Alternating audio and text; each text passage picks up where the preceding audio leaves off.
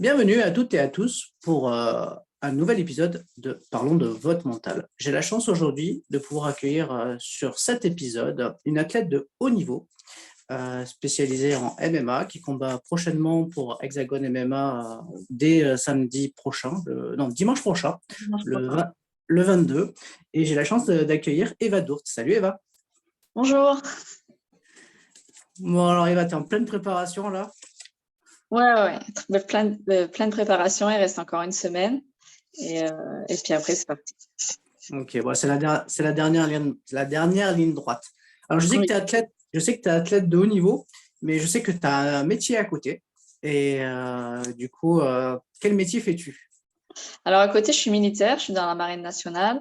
Là, aujourd'hui, je suis affectée sur l'école polytechnique en région parisienne, où je suis prof de sport dans l'armée. Bon, voilà, du coup, ça te permet de t'entraîner en même temps. Oui, voilà. Bon, aujourd'hui, on est là pour parler de ton mental. Et juste avant de parler de ton mental, pour cerner un petit peu ta personnalité, je vais te proposer de faire un petit questionnaire de Proust mixé avec un petit portrait chinois de quelques questions. Comme ça nous permettra un peu d'imaginer un petit peu, pas ton portrait robot, mais un peu ce que tu n'aimes pas, comment tu es. Et après, on parlera à fond de ton parcours et du coup de ton mental.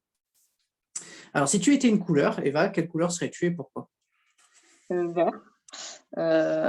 Pour l'espoir. Parce que j'adore cette couleur, elle m'inspire. Quel moment de la journée tu préfères? Le matin. Le matin, parce que c'est la rosée, c'est du renouveau, c'est nouveau jour, je sais pas, j'aime bien. Ok. Si tu devais choisir un livre qui t'a inspiré, lequel choisirais-tu? L'art de la simplicité. Je sais plus de qui c'est, mais c'est un livre qui m'a changé la vie un peu. C'est se rapporter un peu aux choses simples au lieu de se compliquer la vie comme aujourd'hui, beaucoup ont fait. Ok. Si tu devais choisir une citation qui te correspond le mieux, ça serait laquelle? Euh,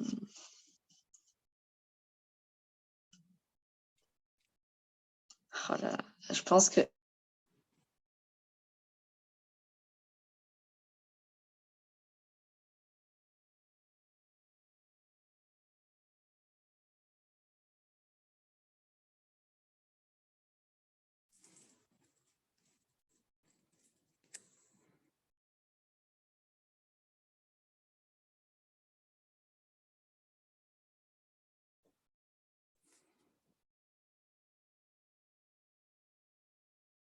Refaire reprendre.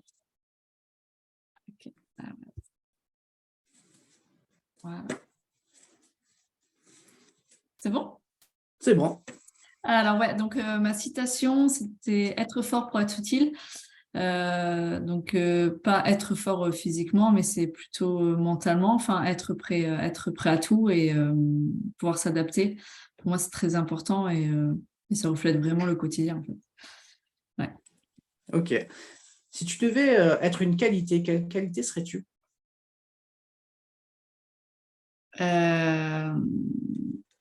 Humilité. Quel est ton principal trait de caractère? Souriante. C'est un trait de caractère ou pas? Ouais, c'est vrai, tu es Et on souriante. me le dit tout le temps. Donc, je pense que... Est-ce que tu écoutes des podcasts? Ouais. Si tu devais en citer un qui t'inspire, ça serait lequel? Oula, j'en ai pas particulièrement, mais parce qu'il y en a tellement qui m'ont parlé, qui m'ont appris, ce sont que des podcasts sur le développement personnel. Mais ouais, j'en ai pas particulièrement, il y en a tellement. Ok, bon, on dira parlons de votre mental alors. Oui, voilà. Ok. Si tu devais choisir un sport en dehors du MMA, enfin, en tout cas le sport que tu pratiques, quel sport tu choisirais? Le rugby. Le rugby. Tu en as déjà fait? Ouais. Ouais, j'aime beaucoup ce sport et surtout l'état d'esprit. C'est un sport où ouais, tu te donnes sur le terrain, tu te donnes tout et c'est un peu, on dit que c'est le sport de combat collectif. Et après, à côté, à la fin, mais à la troisième mi-temps, enfin, il y a beaucoup de convivialité, tout ça, et j'aime beaucoup. Ok. Allez, une petite dernière, après on parle de mental. Quelle est ta musique d'entrée pour tes combats et pourquoi tu as choisi cette musique d'entrée? Alors là, je viens de changer. Avant, c'était une musique d'ACDC et qui me transcendait. Et je pense que maintenant, ça le fait plus parce que voilà, j'évolue et à force de trop l'écouter, entre guillemets, ça fait plus l'effet. Et donc là, aujourd'hui, c'est une musique, une chanson que j'ai choisie un peu par dépit. C'est une chanson d'Eminem. Et voilà, c'est plus le son, tout ça, qui est un peu agressif, qui me transcende un peu. Ok, ok. Alors, on revient un petit peu sur ton parcours. Ton parcours, qu'est-ce qui t'inspire? La compétition, c'est la compète, le dépassement de soi-même, c'est ça. Tu peux nous dire un petit peu les différentes étapes, parce que là, aujourd'hui, tu fais du MMA, mais tu travailles aussi, du coup, dans un corps de l'armée, et qui est la marine.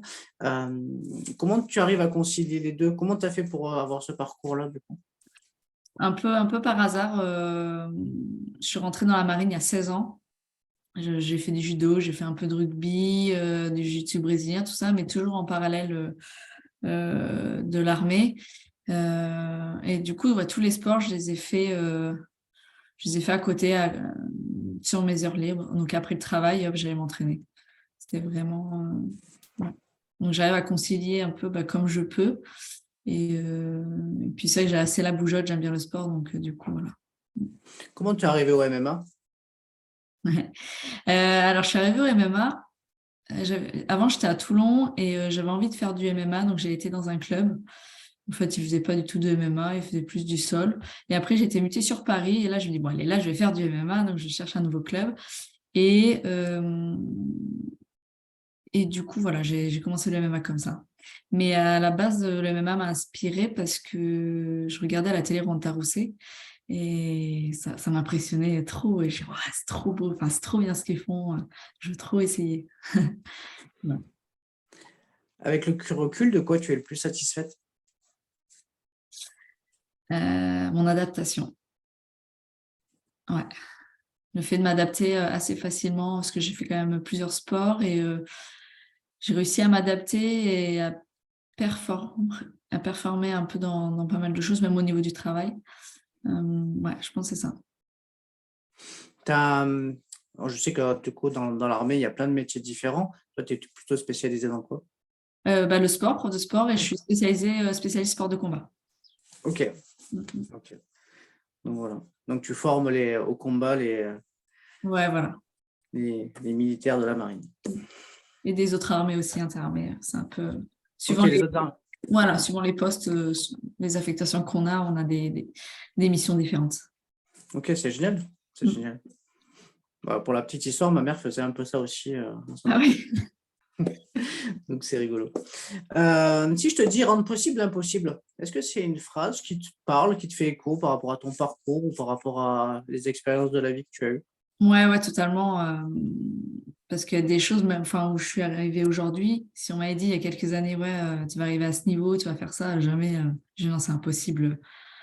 Enfin, ouais, ouais, c'est impossible. Et, et je pense qu'en fait, petit à petit, on a une image, un idéal de soi-même, et si on suit ses valeurs, son chemin, on y arrive. Donc forcément, ce qui pour moi à la base me pensait impossible, c'est forcément possible. Mais il faut s'en donner les moyens, c'est sûr. Ouais, c'est ce que j'allais dire. En gros, si tu as une vision et que tu t'en donnes les moyens, en tout cas, tu as des chances d'y arriver. Le Ouais, seul, souvent ce que je dis, le seul critère sur lequel on n'a pas de maîtrise, c'est souvent le temps qu'on va mettre pour y arriver. Mais en général, les gens persévérants et déterminés arrivent toujours finalement à leur but, hein. mm, c'est vrai. Allez, on va parler de mental. Allez, ça est parti. Ce mot-là, qu'est-ce qu'il t'inspire? Comment tu le définirais?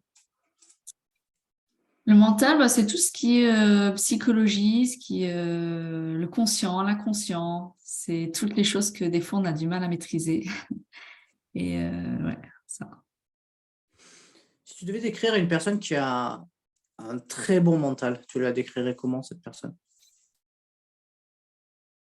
Alors, Pour moi, quelqu'un qui a un très bon mental, ça peut jouer sur plusieurs choses.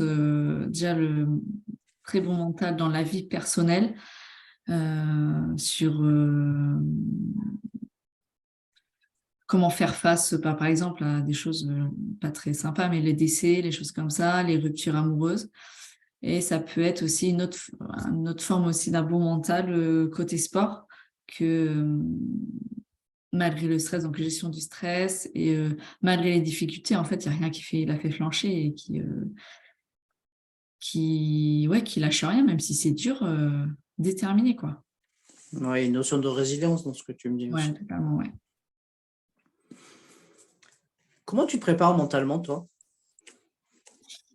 Alors, j'ai eu des préparateurs mentaux qui m'ont beaucoup aidée, et aujourd'hui, après, j'en avais plus parce que pour moi, ça tourne en rond. Et là, j'ai fait avec une personne, pas vraiment un préparateur mental, mais un petit peu, mais c'est assez particulier. Il va vraiment chercher la source du problème, donc vraiment des choses plus profondes, notamment des choses de l'enfance qu'on ne pensait pas forcément que ça nous impactait, des choses peut-être anodines. Et ouais, ça fait travailler. Là, ça fait travailler le mental dans le sport et dans la vie perso. Donc pour moi, ça m'a débloqué beaucoup de choses, ouais, plus ça. Ok. Je sais que tu es dans l'armée. Dans l'armée, on utilise souvent les techniques d'optimisation du potentiel. Ouais. Est-ce que c'est quelque chose auquel tu t'es formé et que tu utilises? Oui, je suis formée à ça. Je suis moniteur, on appelle ça top. Maintenant, il y a un nouveau nom, mais ouais. Et j'utilise un petit peu. Ce sont des outils. Après, il y a des choses que j'adhère totalement et d'autres un peu moins dedans. Mais c'est toujours des outils à savoir. Je trouve que c'est pas mal. Dans les outils qui sont à l'intérieur, lesquels tu aimes utiliser? Sur la respiration, la gestion du stress. Ouais, ça. Plus ouais, les respirations, les moyens de détente, tout ça. C'est très important et très, très efficace. Est-ce que selon toi, il est primordial d'être enthousiaste pour le mental? Non, non, pas forcément. Par contre, évidemment, c'est bénéfique énormément, mais pas besoin. Ok. On va parler de confiance. Ouais.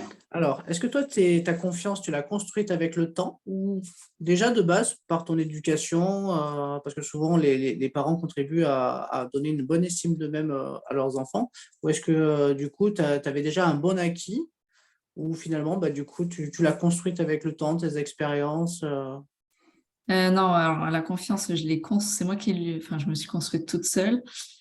J'étais introvertie avant, je n'arrivais pas à parler à un inconnu. Et du coup, j'ai fait pas mal d'hypnose justement pour essayer de pallier à ça, entre autres. Et après, par la force, mon métier aussi, étant prof de sport, bah, j'étais toujours enfin, face à face à des élèves, donc il a fallu que voilà, je me sorte un peu les doigts. Et aussi le sport, le MMA m'a beaucoup donné confiance en moi, en fait, aussi. Donc c'est vraiment un cumul de plusieurs choses. Malgré quand même encore aujourd'hui, je peux avoir des petites défaillances voilà, sur la confiance des fois. Mais ouais, d'où je suis partie, je suis contente de moi quand même. Alors, une question du coup, qui me plaît de poser, c'est déjà quel est ton positionnement par rapport au droit à l'erreur, droit à l'échec? D'autant plus que tu es quand même t'es dans l'armée, donc souvent les erreurs dans l'armée peuvent coûter cher, elles peuvent coûter la vie des hommes. Et en MMA, une erreur, ça peut te coûter soit un gros bobo, soit tu peux aussi avoir de grosses blessures. Donc, c'est quoi ton rapport à l'erreur? Alors, le rapport à l'erreur, c'est que c'est dur parce que en gros, on va se dire, OK, bah, j'ai peur de faire une bêtise, donc en fait, je fais rien. Et le fait de faire rien, bah forcément, on va pas faire de bêtises, mais du coup, il va rien se passer. Et donc, je pense que ouais, vraiment, faut. Enfin, du coup, aujourd'hui, je suis plus conciliante. Avant, j'étais très, très sévère envers moi. J'acceptais pas les erreurs, enfin, de me tromper ou faire des mauvais choix. Et aujourd'hui, je me dis, ouais, mais en fait, si je ne sais pas, ben, voilà, c'est normal qu'on fasse des erreurs. Et après, c'est à partir de ces erreurs qu'on ne les refera plus. Donc aujourd'hui, non, je suis beaucoup plus... moi, je suis plus conciliante avec ça. Et je me dis, ben, du coup, je vais travailler mon adaptation encore. Donc, pour moi, ça va. Ouais, adaptabilité, c'est Voilà. vraiment un mot qui ressort vraiment de l'enseignement du sport, c'est être capable de s'adapter à son environnement, à son adversaire, enfin, à plein de choses, quoi. Mais dans la vie, c'est ça aussi, hein. La Ouais, personne qui arrive à s'adapter, voilà, c'est bien. effectivement. Comment garder confiance quand on a des échecs? Alors, faut garder ses objectifs en tête, sa ligne de conduite, et malgré les embuscades, il faut continuer en fait. Il faut avoir confiance en ses rêves, confiance en ses objectifs, et si on a un peu de mal à tout ça, bah, pas hésiter à se faire aider pour justement qu'on nous remette un peu dans le droit chemin, parce que forcément, les échecs ou ce que peuvent dire les gens autour, ça peut énormément nous parasiter, les idées et les objectifs. Mais je pense, ouais, faut garder le cap. Justement, on va en parler des autres. C'est quoi ton positionnement par rapport au regard des autres? C'est quelque chose que tu as dû t'en affranchir avec le temps ou en fait tu t'as jamais trop prêté attention aux autres? Si, bien sûr, la parole des autres, suivant les contextes, ça va impacter beaucoup plus que d'autres. Je me rappelle quand j'étais plus jeune, rentrée dans l'armée, j'ai été très descendue psychologiquement, comme quoi j'étais capable de rien, j'étais nulle. Enfin, après, c'est de la psychologie inversée. Mais en fait, ça peut énormément marquer, décourager une personne. Mais aujourd'hui, en fait, même par exemple par rapport au MMA, par rapport à mes victoires ou mes défaites, ben, par exemple, si je perds, ben, j'avais honte par rapport à mon entourage, peur de décevoir et tout. Aujourd'hui, je suis plus dans l'optique, ben, en fait, ma famille, si je perds, ben, ils seront toujours là. Ça n'a rien changé, ils vont pas moins m'aimer. Donc aujourd'hui, ça va beaucoup mieux. Et, ouais. Ouais, du coup, tu Mais c'est un prends du travail à faire, hein. C'est pas évident. Oui, effectivement, c'est vrai que le regard des autres peut, chez certaines personnes, peut être paralysant et bloquer l'action, en fait, tout Ouais. simplement. Mais ça peut faire tout le contraire aussi, hein. Ça peut aussi dynamiser. Oui, totalement, totalement. Il faut savoir bien s'entourer, en tout cas, c'est important. Quel que soit que ce soit dans un métier, si on est entrepreneur, si on est sportif, être bien entouré, c'est aussi capital pour la performance. Est-ce que tu penses que il faut rester positif au quotidien, malgré les difficultés? Et quelles sont les techniques que tu utilises, toi, éventuellement, pour te rebooster quand tu es plutôt dans le down? Alors, rester positif au quotidien, c'est l'idéal. Mais on peut pas. On est humain, c'est comme une pièce, il y a des piles et faces. Et ben nous, il y a des piles et il y a des faces aussi. Donc il y a des jours où on est plus dans le bad, on est moins motivé, on n'a pas envie. Et c'est normal. Et en fait, je pense qu'il faut juste l'accepter. Et mais des fois, on est très bas. Et moi, je sais, pour me dynamiser un petit peu, j'aime bien, c'est un peu... mais j'ai des oracles, enfin j'ai 2 oracles, des cartes en fait, où dessus il y a des mots, des petites citations positives, et donc je tire une carte et ça me dit une petite citation, et en fait ça me met un peu de baume au cœur, ça me fait du bien en fait. Voilà, c'est mon petit truc à moi. Ouais, c'est vrai, c'est sympa, c'est un peu comme des mantras finalement. Oui, voilà, exactement, ouais. Des mantras voilà, qui vont booster. Non, c'est rigolo, j'aime bien, j'aime bien le concept. Alors, du coup, c'était pour te motiver. Est-ce que tu penses qu'il faut avoir un plan pour réussir? Oui.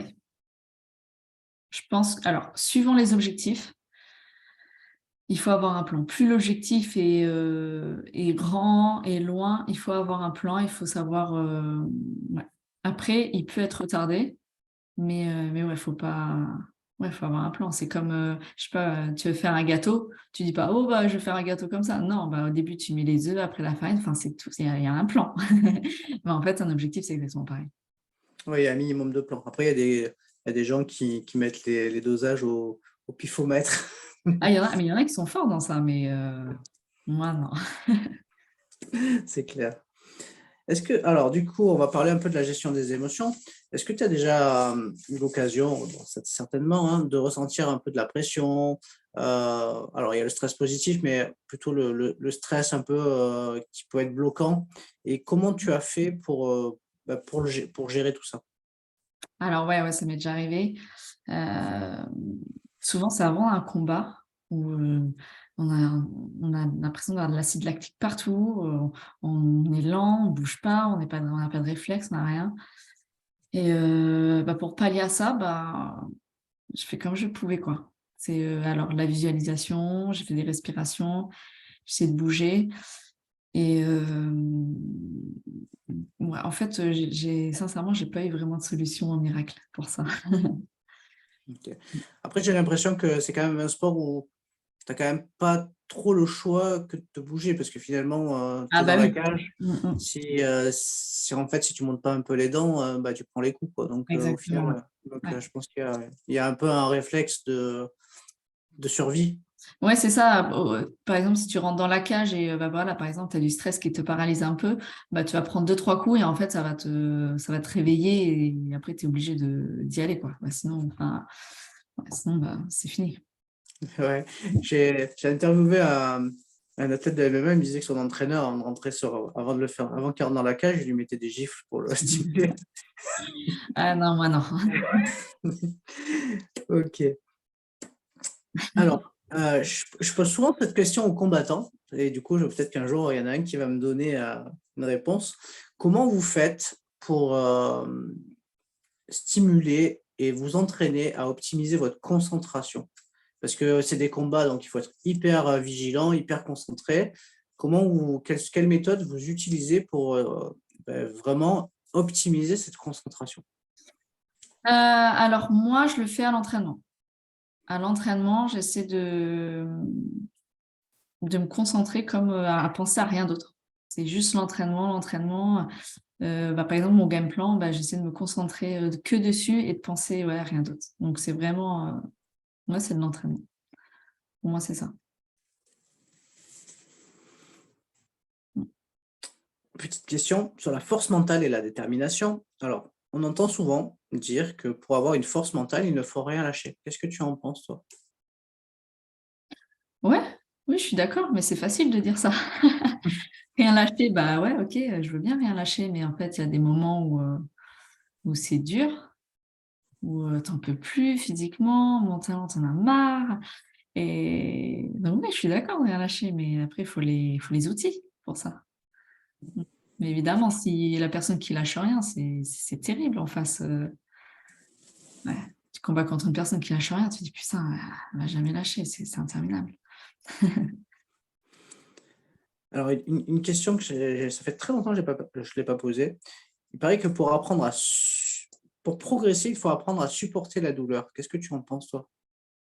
Pas forcément. J'étais dans cette optique avant, je dirais, entraînement dur, après guerre facile. Et pas forcément, je me suis vue progresser en faisant que de la technique, que des drills, des répétitions, des répétitions, des répétitions, et au final progresser avec ça. Et aujourd'hui, je suis plus dans cette optique. Alors, des fois, se mettre dans le dur, ce qui est enfin, il faut de toute façon, mais je pense qu'il faut mixer aussi des drills, des répétitions, ouais, pour moi, c'est ça. Mais ça, c'est la vieille école. Ouais, il faut s'entraîner dur tout le temps, tout le temps, tout le temps pour progresser, mais non, c'est pas la clé pour moi. Je pense pas que c'est l'idéal. Ok. Comment ça va se passer ta dernière semaine? Parce que finalement, l'échéance, elle est à 8 jours. Ouais. Comment ça se passe la dernière semaine avant un combat? Alors, moi, c'est la pire semaine de la préparation pour moi, parce que là, on va commencer le cutting, on va commencer à réduire enfin, l'alimentation, un peu de glucides, ça va être assez... Donc voilà, là, je vais encore faire 3 derniers entraînements vraiment pour calibrer encore les dernières techniques. Et après, je vais me concentrer sur le cutting, tout ça. Donc, ça va être centré vraiment sur moi cette semaine. Et ouais, sur la perte de poids, entre guillemets. Parce que c'est vrai qu'on parle beaucoup du combat, mais pour moi, c'est minime par rapport au cutting. Ok. Le cutting, pour les auditeurs, tu peux nous rappeler ce que c'est? Le cutting, c'est une perte d'eau, hydrique qu'on fait. Donc, pour ça, on va réduire petit à petit la consommation d'eau. À la fin, on va plus du tout boire et à côté, faire des saunas, faire du vélo avec le kawaii, tout ça, pour perdre au maximum d'eau. Pour quand on se pèse, au final, on est perdu de l'eau. Et une fois qu'on est pesé, hop, on reboit et on remange et on reprend tout. Alors évidemment, il y a beaucoup qui disent oui, mais pourquoi vous faites ça? Pourquoi vous ne combattez pas dans la catégorie au-dessus? Mais parce que en fait, tout le monde fait ça et le jour du combat, donc 36 heures après, tous les combattants reprennent minimum 4-5 kilos. Ah ouais, 4-5 kilos. Et encore, il y en a qui prennent beaucoup plus. Ouais. Incroyable. Incroyable. Écoute, Eva, merci beaucoup Merci pour cette interview et toutes les réponses que tu as pu apporter, aussi bien sur ton parcours que sur la dimension mentale, que voilà, sur ta discipline sportive. Je te souhaite un très bon combat du coup, pour ton prochain et puis pour les autres que tu auras certainement à faire en 2023. Et écoute, bonne continuation et puis plein de bonnes choses. Merci Sébastien, merci beaucoup. À bientôt. À bientôt. Au revoir.